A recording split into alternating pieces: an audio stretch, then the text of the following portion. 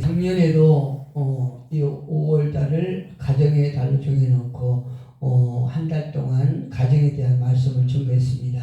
올해도 역시나 이제 5월 한 달, 이달 한 달을 가정의 날로 이렇게 정해놓고 우리가 이제 가정에 대한 말씀을 가지고 함께 은혜를 나눌 텐데요. 지금 작년과 올해를 비교하면은 올해는 작년보다 더 가정에 대한 어떤 위기가 더 심각하다는 것을 우리가 느낍니다. 사회의 불안, 또 가정의 위태로움, 이런 여러 가지 위태로움이 어디서 오는지 우리가 깊이 깨닫고, 또 가정에 대한 성경은 무엇이라고 말씀하고 있는가에 대해서 우리가 잘 알아야 될 줄로 생각합니다. 우리나라가 참 부끄러운 그런 일위를 차지한 대목이 몇 대목인데요. 그 중에서 이혼율 1위라고 하지 않습니까? 참 이게 부끄럽고 참 안타까운 그런 이혼율이 참 우리의 가슴을 아프게 합니다. 그런데 가정이라고 하는 것은 무엇인가 하는 것에 대해서 오늘 본문에 대해서 잘 이게 말씀해 주고 계십니다. 이 가정이라고 하는 것은 오늘 본문의 말씀처럼 하나님께서 이렇게 인류 최초의 집단이라고 하는 그 집단 체제를 세우신 그런 순간이에요.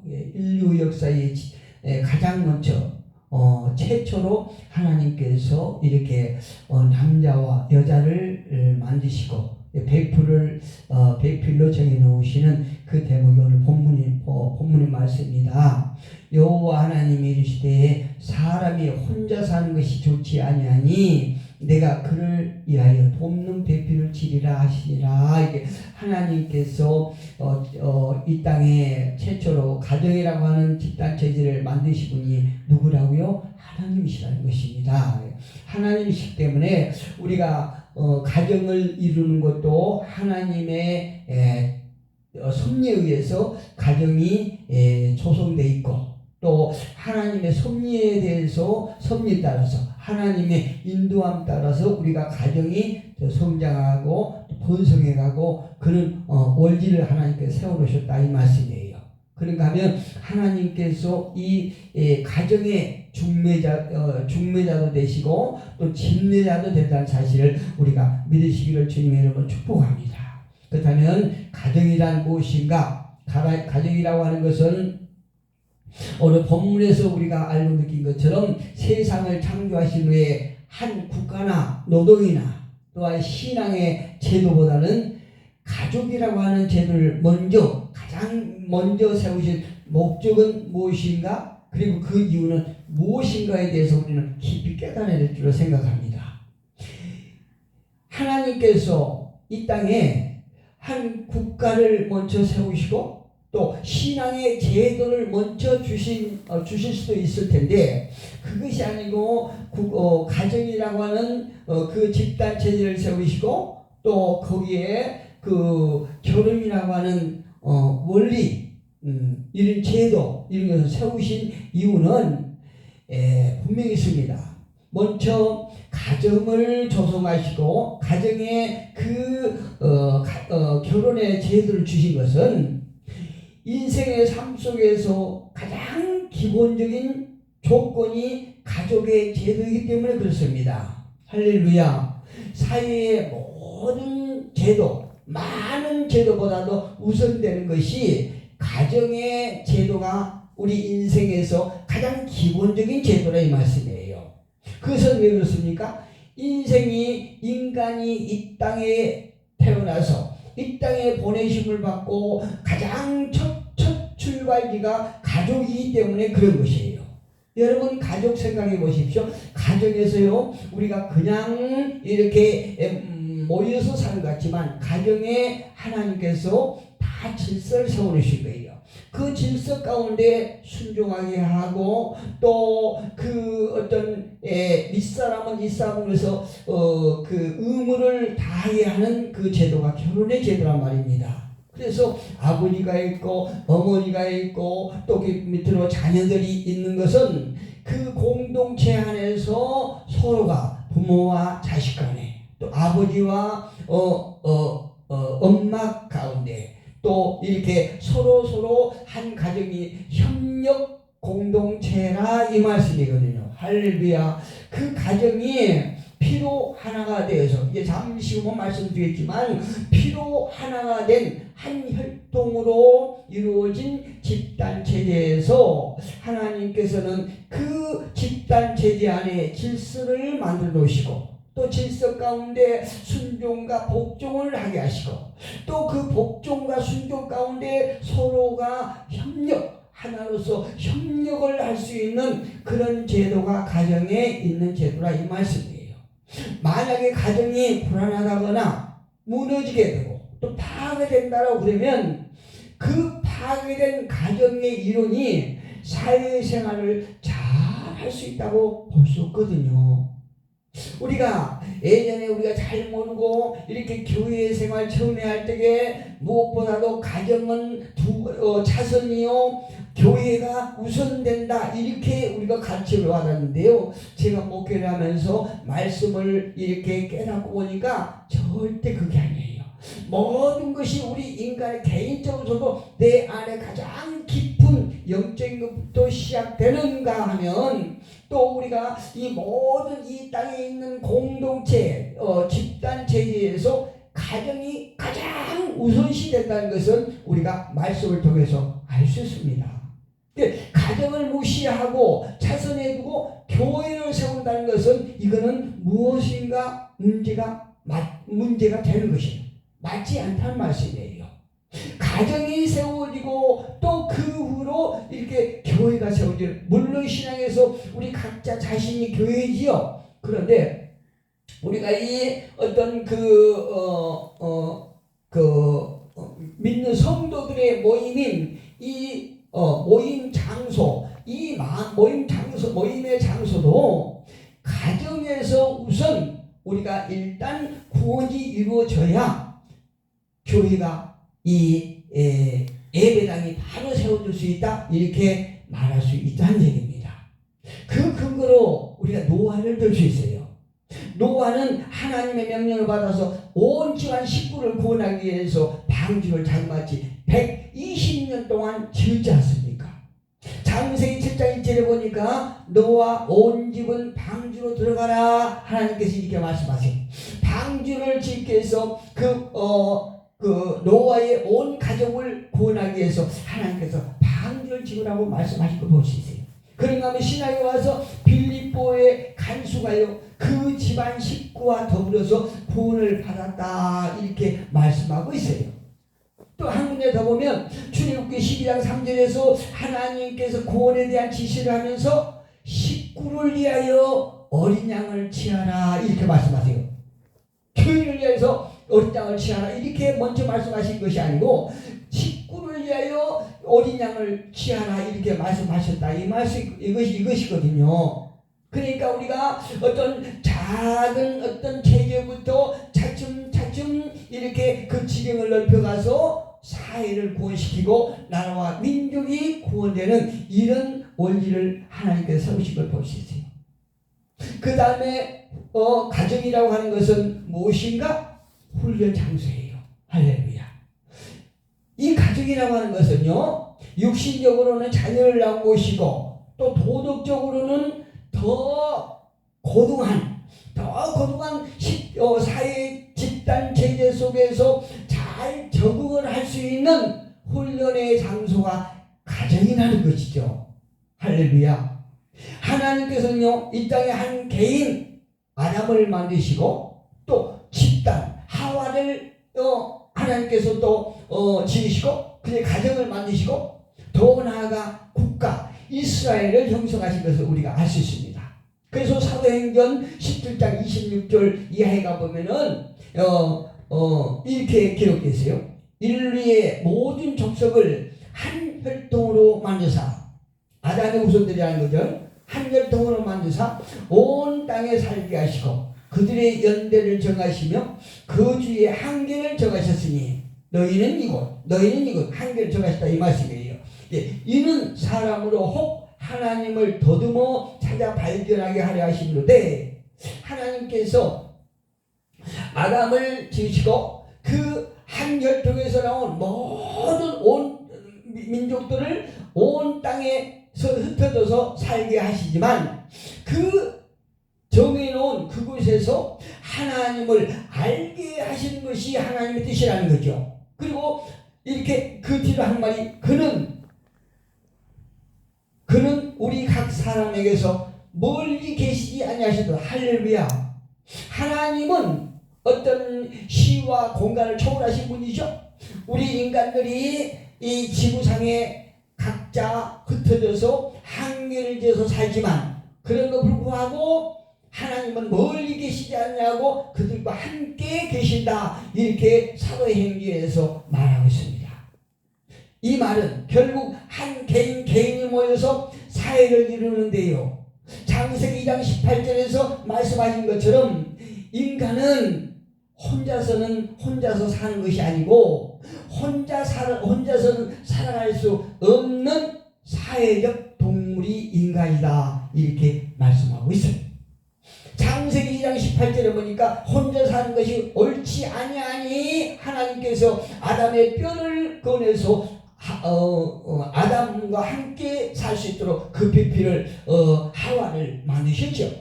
그래서 인간은 자신과 또 친구 그리고 서로가 다른 그런 사회에 나가기 위해서는 훈련이 필요한 것입니다. 무슨 훈련이요? 그 한 가정에서 자란 그가 이제 사회로 진출하여 사회의 일원으로서 사회에 잘 적응할 수 있는 친구와 또 다른 사람과 또 다른 사람은 나와는 전혀 다른 사람들과도 잘 융합을 이룰 수 있도록 훈련을 받는 장소가 가정이라는 것이죠. 다시 말씀드리는 이 가정에서는 어떤 훈련을 받습니까? 이제 사회에 나가서 나와 다른 그 상대를 이해하고 공감하면서 다르지만 그럼에도 불구하고 협력하는 그러기 위해서 자기 조절을 하고 또 자기 절제를 하는 이런 훈련이 필요한 기본적인 테크닉의 기술을 배우는 장소가 가정이라 이거지요. 그래서 가정이라고 하는 것은 훈련의 장소예요. 장차 이제 성인이 돼서 이제 사회에 나가서 잘 적응할 수 있는 훈련을 받는 장소가 가정이라는 얘기입니다. 그렇다면 그 기술을 배우는 훈련 장소가 어디가 되는가? 가정이라는 거죠. 그렇다면 여기서 우리가 퀘스천 마크를 한번 붙여보면 왜 하나님께서는 국가기관이나 학교에서 배운다고 하면 뭐가 잘못되는 것인가? 그게 아니에요. 아까 말씀드렸죠. 우리 인간이 태어나서 가장 먼저 집단 체제에 속해 있는 것이 가족이라고 말씀드렸죠. 그래서 그 가정에서 훈련 첫 발을 딛고 가정에서 훈련을 받는 것입니다.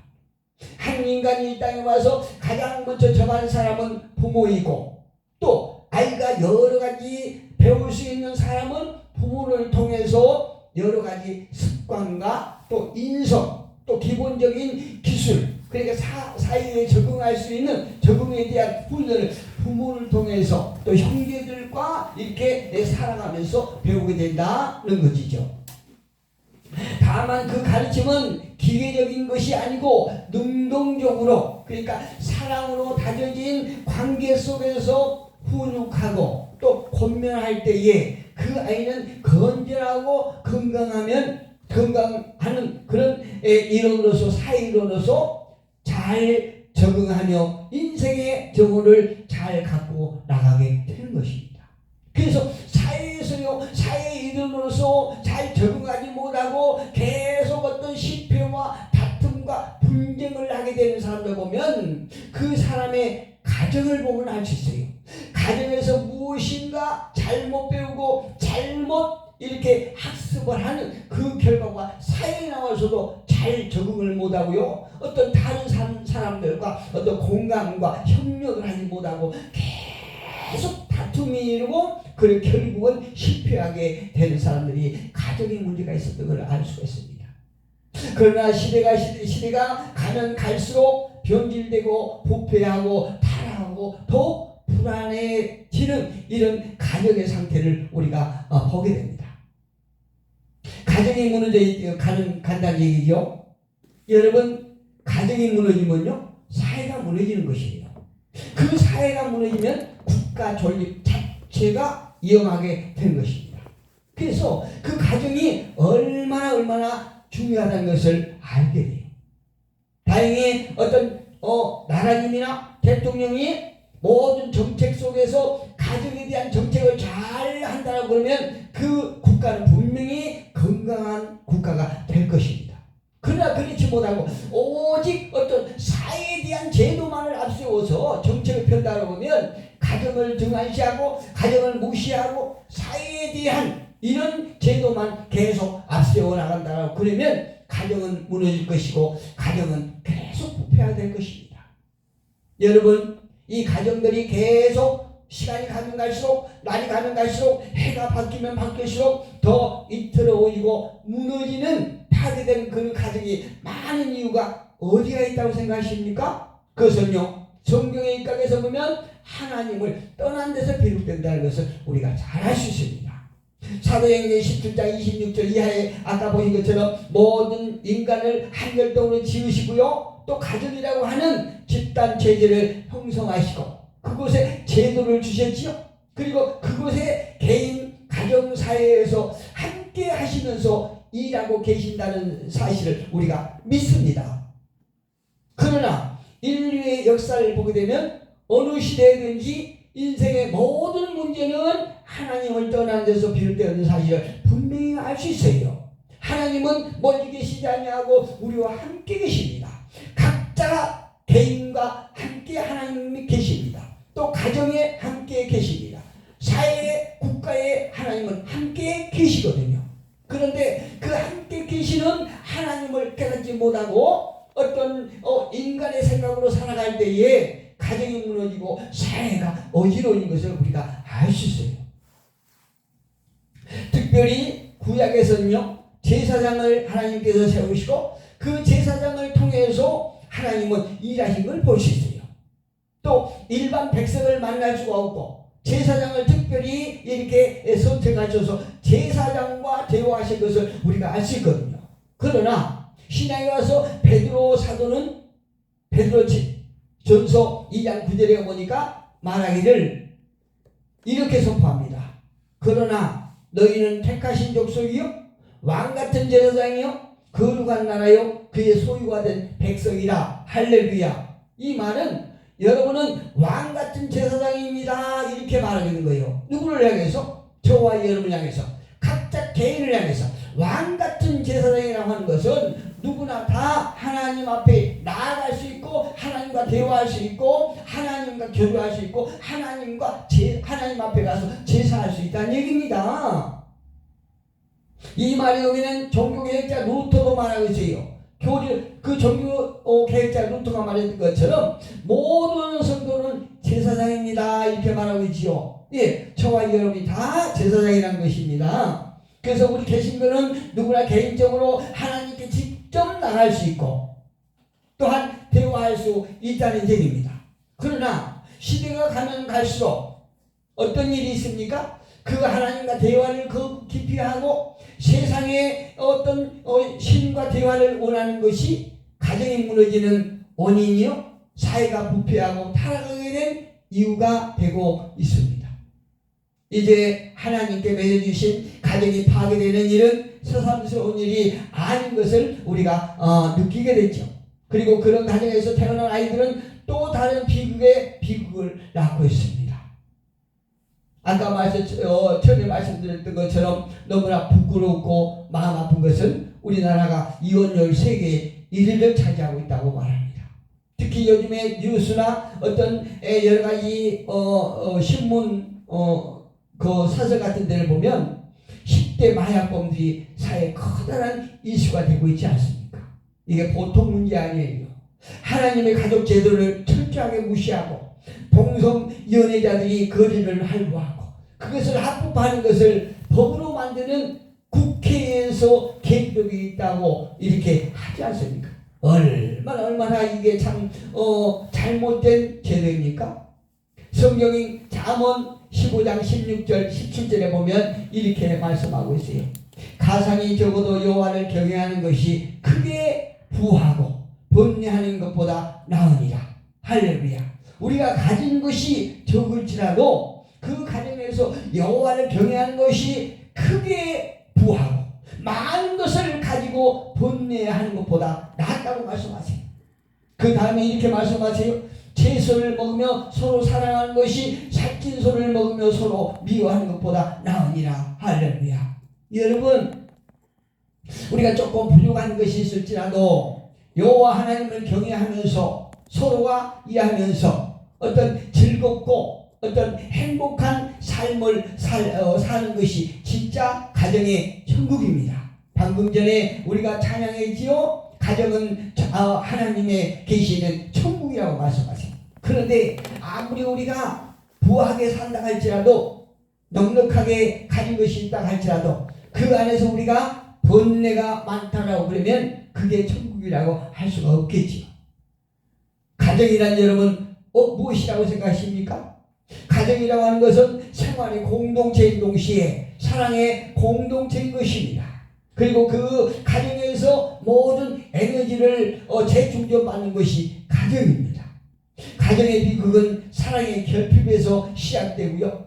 행복한 가정은 믿음의 부여에서 생긴다라고 말하고 있습니다. 모든 가정의 어떤 비극은요, 사랑의 결핍에서 시작됩니다. 그리고 행복하다고 하는 가정은 무엇인가 많아서 행복한 것이 아니고 믿음이 풍성하기 때문에 믿음의 부여에서 생긴다, 이렇게 말하고 있습니다. 어떤 사람이 이런 말을 합니다.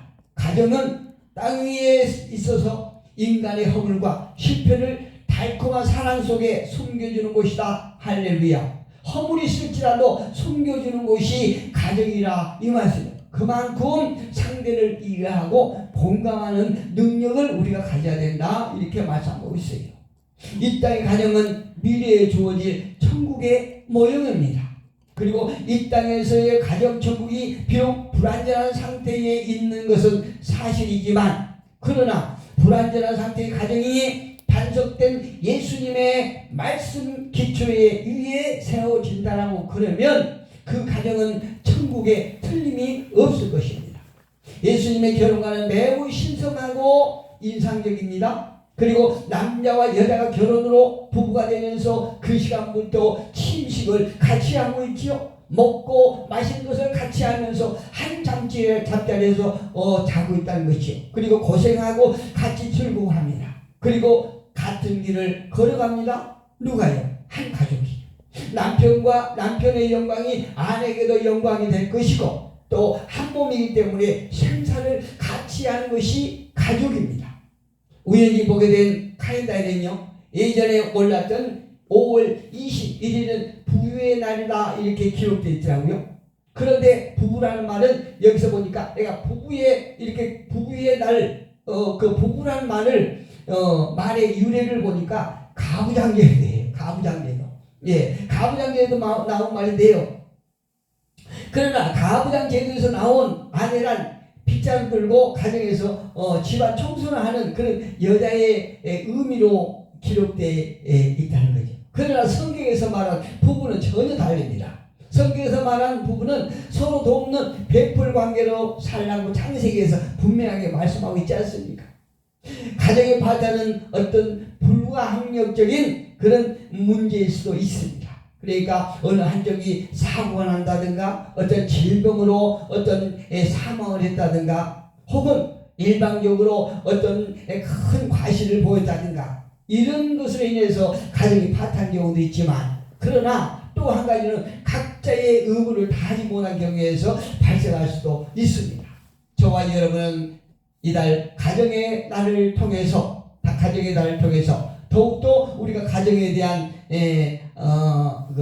의미를 더욱더 우리가 깨닫고, 또 가정에 대한 가정이 우리에게 얼마나 소중하고 또 인생에 있어서 중요한 생명의 공동체인지를 되새겨 보면서 모든 문제는 하나님 떠난 결과라는 사실을 명심하면서 각 개인과 공동체가 영이 회복되고 하나님과의 교제가 회복돼서 가정이 회복되고 또 가정이 천국이 되는, 그래야 가정에 성령님이 함께 하시는 귀한 가정이 되기를 주님의 이름으로 축복합니다.